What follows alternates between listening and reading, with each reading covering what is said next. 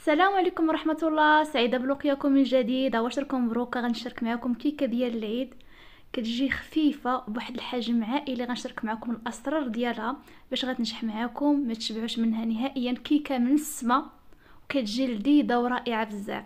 ما غنطولش عليكم، خليكم معايا باش تكتشفوا معايا الطريقه كيفاش حضرناها. وكما العاده الا عجبكم محتوى لا فيديو ما تبخلوش عليا بالبارطاج والتفاعل ديالكم. حاولوا ما امكن تشاركوا لا فيديو مع الاحباب ديالكم والاصدقاء ديالكم باش تعمل فائده. وغادي نخليكم مع طريقه التحضير ومع المقادير كذلك. فرجه ممتعه مع قناه محبوبه الطبخ. لا بركه الله. بخصوص المقادير عندي هنا 4 الحبات ديال البيض تكون بحراره المطبخ.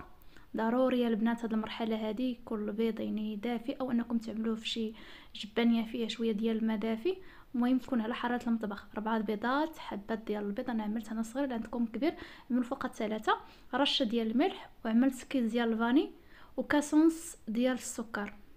يعني ما غاديش تجيكم حلوه نهائيا حيت غنستعمل مكون اخر اللي غادي يجي مواتي وتعطينا يعني كيكه طالعه وبحجم عائلي. المهم انتما كتشوفوا غادي نطرب هاد المكونات كامله تطلع في الحجم ديال البيض وفي نفس الوقت يتغير اللون ديالو. هذا سر من اسرار النجاح ديال الكيك. وغنضيف هنا كيس ديال الزيت ديال العنبه، يعني دفعات تنضيف شويه بشويه، وانا في نفس الوقت كنطرب باش هكا يتضاعف الحجم ديال البيض في نفس الوقت ويتغير اللون ديالو. راه كيولي على شكل يعني اللون كريمي على هذا الشكل كيف كتشوفوا انتما. غادي نستمر وغادي نضيف هنا كاس ونص ديال الحليب. كيف ما قلت لكم ما غاديش تجينا يعني الكيكه ديالنا حلوه بزاف، غتجي هي هذيك داكشي استعملنا كاس ونص ديال الحليب مع كاس ونص ديال الماء. هانتوما غادي نطرب واحد شويه، ثم انا غادي ناخذ غير واحد القليل فقط مقدار ملعقتين، وغادي نعمل لها ملعقه صغيره ديال قهوه سريعه الذوبان باش غادي نسمو نكهو الكيكه ديالنا. كتجي خطيره في المذاق البنات. نخليها المهم تذوب مزيان ديك القهوه. وغادي نضيف هنا الدقيق اللي يكون مغربل من قبل. ضروري هاد العمليه تقوموا بها، تغربلوا الدقيق ديالكم باش ما يتكتل لكم الدقيق وتبان ديك الحبيبات ديالو في الكيك. ونعمل اكياس ديال خميره الحلويات من فئه 7 غرام، كل كيس كيوزن 7 غرام. تعملوا 3 الاكياس هانتوما كيف تشوفوا. وغادي نخلط البنات بالفوي. انا غادي نستعمل طراب اليدوي على هذا الشكل. بقى نضيف الدقيق بالتدريج تنتحصل على قوام خليط كيكون يعني كيكون ثقيل شيئا ما. ممكن تشكل لكم داك الرقم 8 كيتشكل. المهم انا هز ليا الكميه 3 الكيسان ديال الدقيق كلهم مغرب لينا البنات هانتوما باش تعرفوا القوام ديال الكيك ديالكم، يعني يكون داك الخيط ديال الخليط يكون يعني بحال شكل خيط وما كيتقطعش. غادي نحيد هنا واحد شويه هاد النصف. غادي نعمل يعني 2 طبقات البنات ديال الكيك فقط، غير القليل فقط اللي غادي تحيدوا. هنا في هذه المرحله تكونوا سخنتوا الفران ديالكم من الاسفل ومن الاعلى على درجه 170 حتى 180. انا الفران ديالي ديما على 170 180 البنات باش كيجي الكيك. في الاخير مرحله ضفت هنا مقدار ملعقه كبيره ديال الخل باش كتعطينا واحد الحجم كيكون طالع بزاف البنات وكينجح معنا الكيك. وفي هذه المرحله كذلك الكيك ديالنا فاش كنخرجوه من الفرن نهائيا ما كيهبطش، كيبقى على الحجم ديالو نهائيا كيف ما خرجناه من الفرن البنات. كيحافظ على داك الطلعه ديالو البنات. هانتوما كيف كتشوفوا. غادي ندوز الاناء الثاني كيف ما قلت لكم، نخليه على جنب. وغادي ناخذ هنا المول ديالنا. هنا نكون دهناه بالزبده ورشينا عليه الدقيق مزيان. وهنا في هذه المرحله فاش غنصبوا الخليط نهزوا الاناء الفوق، عاد نصبوا الخليط ديالنا باش كينجح معاكم. راه كاينين اكثريه اللي كتعمل كيك ما كينجحش معاها.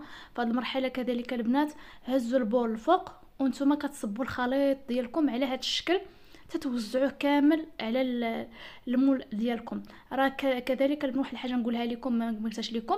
هذا الاناء هذا ديال المول اللي دهنتوه وعملتوا ليه شويه الزبده وشويه ديال الدقيق عملوه واحد شويه، يعني راه عندي انا المول عندي ديجا بارد، عملوه في الثلاجه حتى الوقيته اللي غادي تصبوا الخليط عاد خرجوه وغتصبوا الخليط ديالكم مباشره. المهم داك النصف الاخر عملت ملعقه من الكاكاو بودره الكاكاو والمر، ثم غادي نضيف ديك القهوه سريعه الذوبان اللي خلطناها مع الخليط ديال الكيك الاول اللي عملنا في الاول. وغادي نخلط. الا جاكم الخليط ديالكم يعني ثقيل حاولوا ما يمكن تزيدوا واحد 2 معالق كبار ديال الحليب يكون دافي، وغادي تخلطوا بكل سهوله بكل اريحيه. غتكون نفس النتيجه البنات. ولكن واحد الحاجه نقولها لكم، في في هذه المرحله هذه فاش غادي تخلطوا الخليط الاناء الثاني ما تنسوش تضيفوا كذلك الخل باش كيجيكم بحال الخليط الاول بحال الخليط الثاني، ماشي واحد يجيكم طالع وواحد يجيكم هابط. كنتمنى يكون الشرح ديالي مفهوم ونكون وصلت لكم الفكره. المهم هنا غادي نبقى نخلط بالفوي باش ما يبقاش لينا داك التكتلات ديال الكاوكاو، كذلك ضروري هذه المرحله. ومباشره غادي نهز الاناء الثاني وغادي نصبو على هذا الشكل كما هي موضحه في لا فيديو، طريقه سهله موضحه لكم.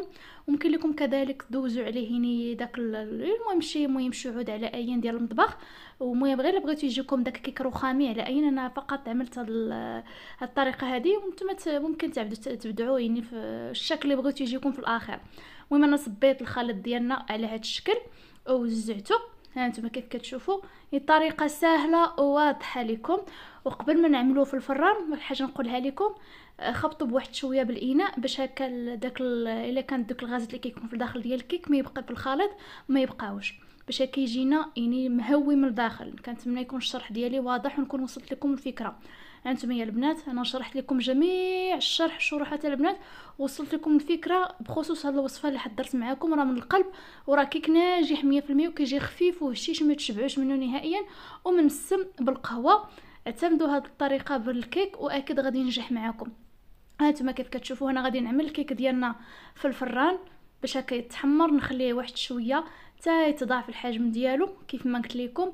العافيه بالنسبه للفرن ديال الغاز يعني تكون سخون من قبل، ونقصوا النار وخليو المول ديالكم الفوق والعافيه من الاسفل تيبان كيطلع وكيتحمر. خليو تيقرب يتحمر من الفوق وهبطوه لتحت يتحمر واحد شويه وكتزولوه صافي. بالنسبه للفرن ديال الغاز.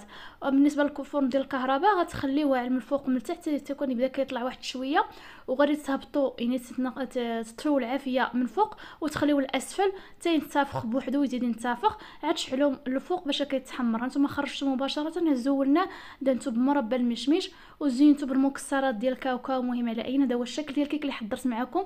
انا غنقطع معكم باش تشوفوا القوام ديالو راه كيجي خفيف وكيهشيش البنات ولذيذ بزاف وما تشبعوش منه نهائيا. هاد الكيكه اعتمدوها للعيد، راه دغيا كتحضر وما كتاخذش بزاف ديال الوقت ومنسمه ومنكهه بمذاق ديال القهوه وما تشبعوش منها نهائيا، خفيفه يا البنات كتذوب في الفم. غير جربوها انا متاكده غادي تنال الاعجاب ديالكم وغادي تنجح معكم. الطريقه شاركت معكم الاسرار ديال النجاح ديال الكيك.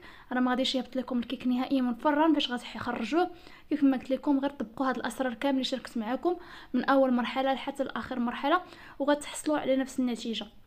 هذا هو الشكل النهائي ديال الكيك اللي حضرت معكم البنات. كيجي خفيف وواحد الحجم عائلي، حجم طالع البنات ما شاء الله اللهم بارك. على ما غاديش نطول عليكم، وصلنا النهايه ديال لا فيديو ديالنا. كنتمنى الوصفه ديالو من الاعجاب ديالكم، وكنتمنى انكم تشاركوا لا فيديو مع الاحباب والاصدقاء باش تعمل فائده. واعيدكم مبارك سعيد وبالصحه والعافيه، ومعادنا في وصفات اخرى. في امان الله.